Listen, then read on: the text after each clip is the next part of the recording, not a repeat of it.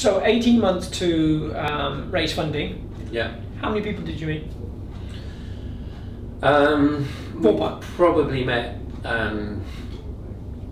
in person. We probably met 20, 30 people. Approached, we probably approached substantially more.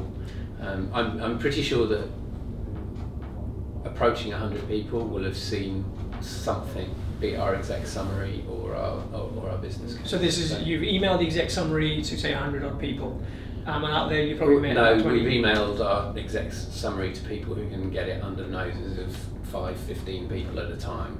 Okay. And then it gets reviewed. Sometimes one of their contacts comes back with interest. Sometimes they just say, sorry, there was no interest from anyone in my circle. So what's interesting to me is, percentage-wise, yeah, how many people say replied to you? Everyone who spammed on replied. LinkedIn. No, I mean, I don't think there were. I mean, very few people might have just never got back to us. Okay. But do you want to name names? Well, I mean, I couldn't even remember Sure. them, but in the main, people got back to us, even if it was, and it was. I always preferred to hear. So, I would get one-liners from people who were actually very nice people, and they would say, "Thank you, I have no interest," and they were really shutting the door. But that was brilliant. It's what you wanted to hear, you know. And if you're not in the world of fundraising and dealing with rejection initially, that can say, God, that was curt. But they're making their position absolutely clear, and they're not wasting any of your time. And time wasting is not something a startup can sustain. So sure.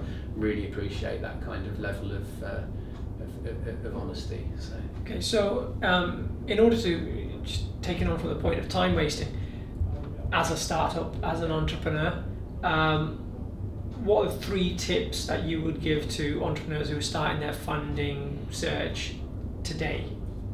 I think I would really concentrate on, I mean, just general, in philosophical terms, I think it's something which is really important. People say, you know, funding's a distraction.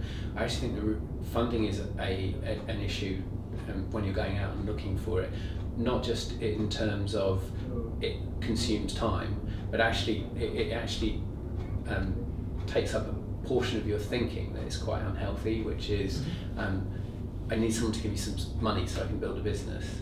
And it's actually possible to build a business with no money.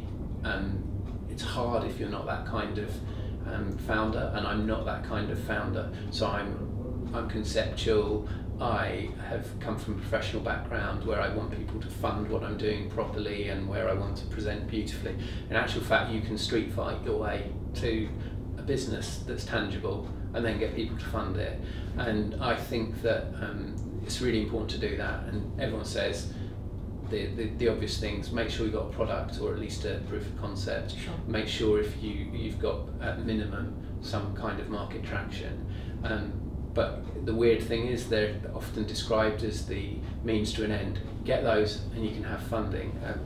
If I'm aware of people who have pursued that and then realised that actually funding is such a distraction, they just keep going and they don't raise, and they have a viable business and potentially a scalable business, but if it's only scalable with funding, at least they lose less equity.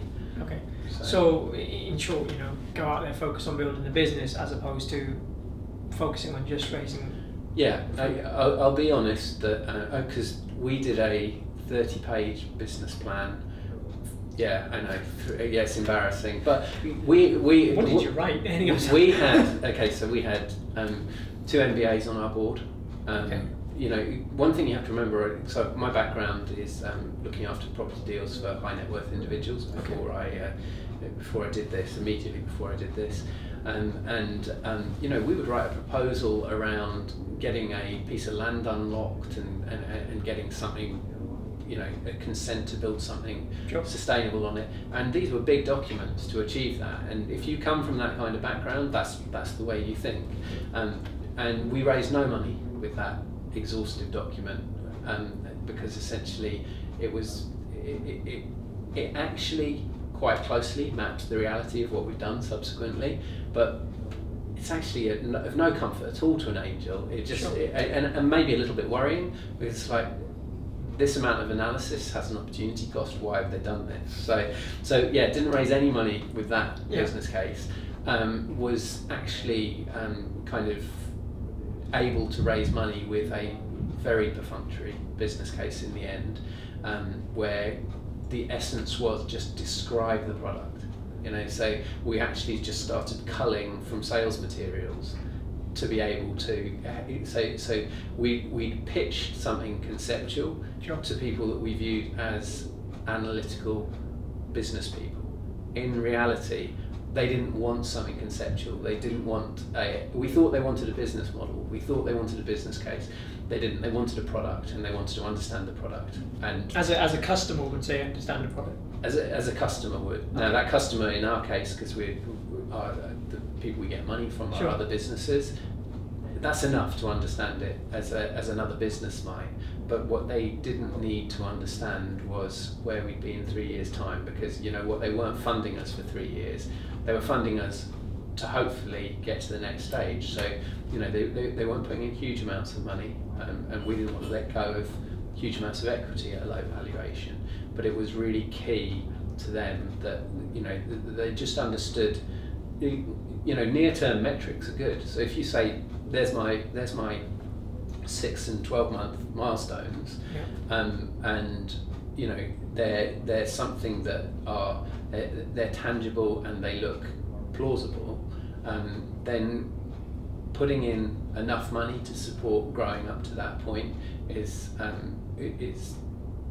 it works very well from an angel's perspective if they're not deep-pocketed and they're not planning to follow on routinely. And so yeah, simple idea with 12 months of milestones, and we found that was sufficient, not just for our kind of backers with a tech background who'd already had exits, but for you know people who were in the world of finance. It was just like, I understand this, and will, you know, I'll know in 12 months or not whether what you're doing works or not.